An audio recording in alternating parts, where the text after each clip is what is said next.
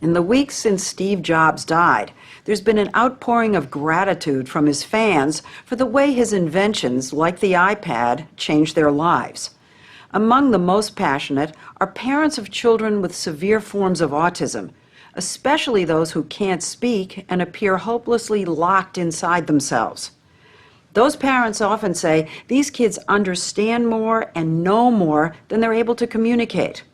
Well, now with the iPad and other tablet computers spreading through the autism community, some of those parents are finding out they were right. It turns out that autistic children show a real interest in the iPad with its easy touch and swipe screens. With specially designed applications or apps, these computers are helping them communicate and unlocking the isolation of people like 27-year-old Joshua Hood. The story will continue in a moment. Imagine spending your life having conversations like this. P, L, Having to poke out words on a laminated piece of paper, one letter at a time. C, plastic. It was so frustrating for Josh, his mother Nancy says he would often give up and retreat into himself. At family gatherings, he was sidelined because no one understood him. At school, he sat passively in class, unable to participate. When Josh was feeling bad or really needed something, the family resorted to charades. So you'd be like, you know, can you spell it? Can you show me? Oh, and so he would He'd act it out almost? He would look around a room and he'd see if he could find something that sounded like it. It was Just to tell you one little thing. one thing that he wanted, yes. How are you? But not anymore. I want a drink. For the past year, Josh has been using an Apple iPad as his voice, and he is, well, he's reborn. What are we having to eat today, Josh? I want bagel bacon, please. Okay. Now, when he goes to the local diner, he can order his breakfast himself.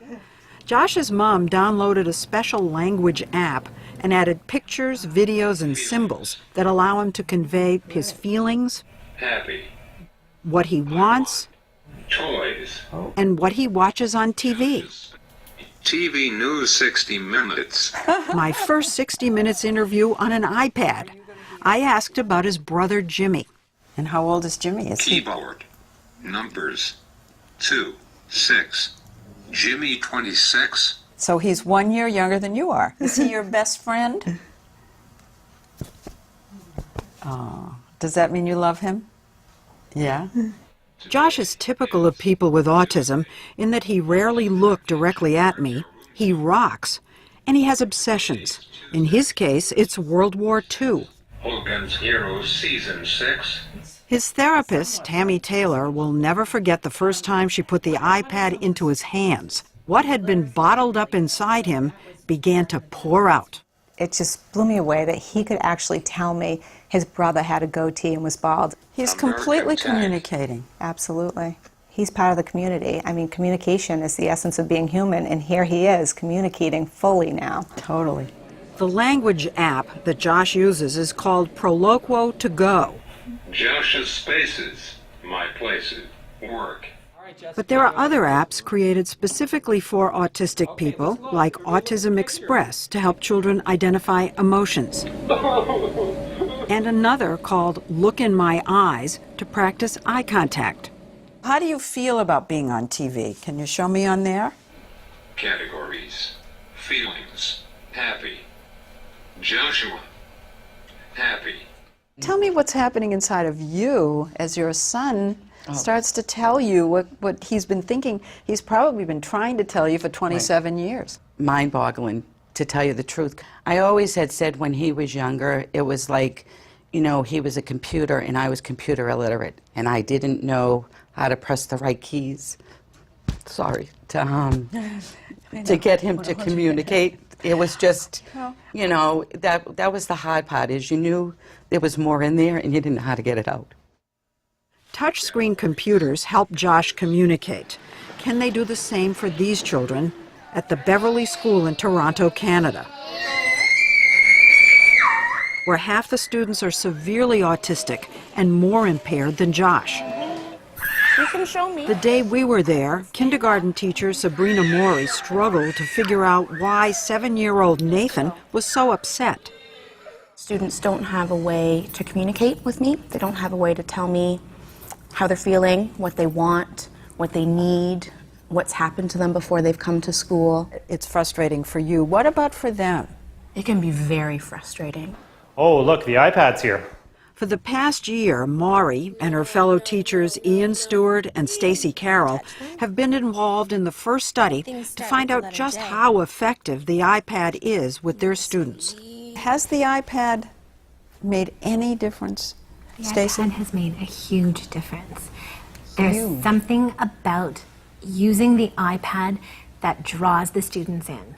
They're engaged with it in a way that we don't see with other toys or puzzles or teaching tools. The study has found that it improves the children's willingness to socialize, something autistic kids have trouble with, and it enhances their attention spans. Can you look at the numbers, Jennifer? In this video recorded by the school, Stacy's trying to get little Jennifer to focus on learning to count, using the old paper method. She's not paying attention right now. No, she's not looking at it. But what a difference with the iPad. 1, 2, 3. Good looking. 5. Oh, that's wonderful. Look at her. She's completely engrossed. Totally. I hear that autistic children often prefer machines to having an interaction with a human being.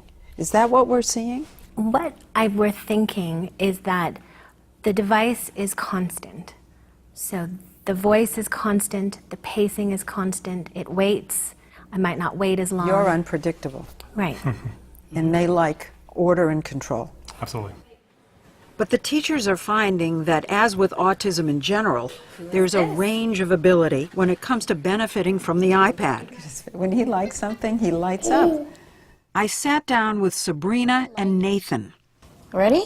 Letters. There you go. As I watched, he repeatedly ignored her requests, You choose a letter. and she stepped in again and again to guide his hand. I wondered just how much he was learning on the iPad. Which letter would you like to look at? And sometimes I have to hold my hand over it because otherwise he will just go in and out of programs. What I found is that the device, the iPad, isn't for everyone. It's not for all my students. But the ones who are engaged by it, it's really, it's amazing. Do you want to do some work? No. Do you want to do some work? No. It was thought that 10-year-old Nuno, who doesn't talk, had the IQ and attention span of a toddler. Touch the one that is a healthy snack. That's a nice snack. Good snack. Awesome. So when Ian tested him with a new vocabulary app, he was surprised by how much he knew. Where is the wind chime? Great job. Touch the soldier. Yeah! Super. Did you know he knew all those words? No, absolutely not. You had no idea? No idea. No idea the extent of his vocabulary. Find the saxophone. Yeah! You did it. Saxophone. How did he know a saxophone, right? And we've just recently found out that he has quite a love of classical music and opera, so he's He has love of opera, yes, he does. and you didn't know it. Didn't know it. Yeah. Did that come through the iPad? It came through exploring music selections on the iPad. As a reward, sometimes we let him watch some videos in class, some Pavarotti or some arias, and he likes conductors, he likes symphonies.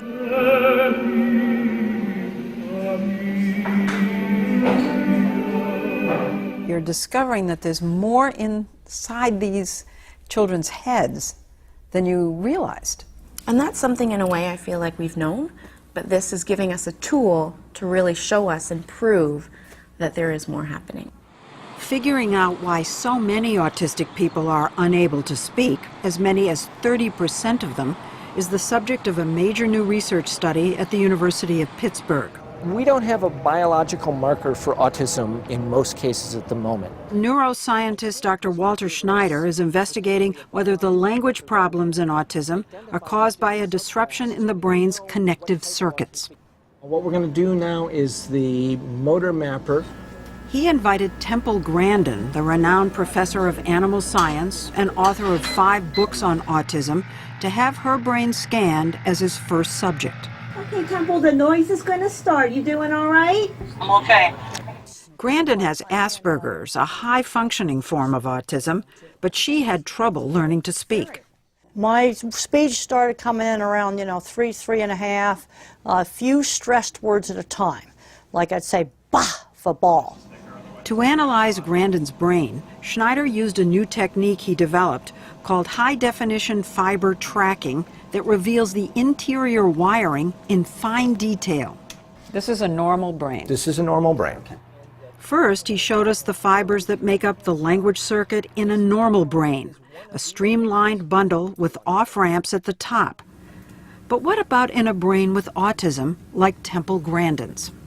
But you're going to show us Temple's brain? Yes, we're going to show the inside of Temple's brain. What I saw floored me. What did you think when you saw that? That is Temple, that is that. That is that? That is this section and how it projects out. But that's dramatic. That's dramatic. Schneider thinks this dramatic disorganization of the wiring may explain the language impairments seen in autism, but he won't know for sure until he scans more people. He hopes, among other things, that one day a brain scan will be able to diagnose autism early and tell parents if their child will ever speak. So he's affectionate. He's very, very affectionate. Meantime, parents like Amanda Williams, Nathan's mother, are latching onto the iPad, marveling at how the device is opening windows into their children's minds, even if the windows are open only a crack. I can't express to you enough how amazing it is to watch him take his little finger and go like that in a controlled way. I think the thing that made us cry was when he flipped through it and then he saw the tiger. And then he went, oh, I gotta go back. And went boom. And he looked at us with a smile on his face and he's like, I did it. And it's such a tiny little thing. For him, it's huge, right? It's huge. It's huge. Where do you see the iPad taking him? What's the next step and the next step? We don't know what the future holds for him in terms of speech. We like to think and we still hope that one day speech will come in whatever form. But if it doesn't, and if it's not perfect, this will be his voice. This will be his voice.